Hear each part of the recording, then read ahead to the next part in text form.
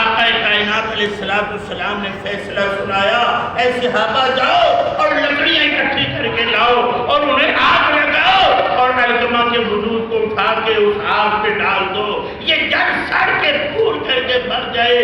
تو علقمہ کی ماں تڑپ جاتی ہے اور کہتی ہے یا رسول اللہ صلی اللہ علیہ وسلم، آپ تو رحمت للعالمین ہے، آپ یہ کیسی سزا دے رہے ہیں؟ فرمایا میں رحمت للعالمین ہوں اور وہ رب العالمین ہے۔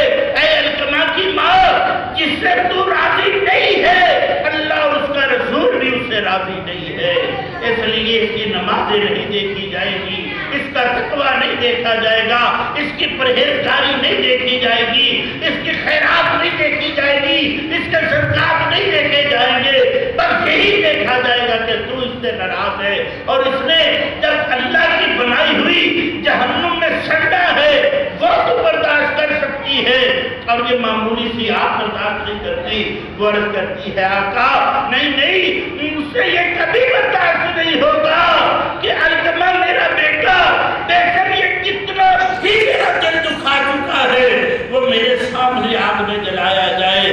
تو رسول اللہ علیہ السلام نے فرمایا پھر رب کی آگ کا کیا حال ہوگا؟ عرض کرتی ہے آقا میں اپنے اللہ کو حاضر جان کر کے، آپ کو گواہ بنا کر کے، صحابہ کو گواہ بنا کر کے میں یہ کہتی ہوں کہ میں نے علقمہ کو دل کی گہرائیوں سے معاف کر دیا ہے۔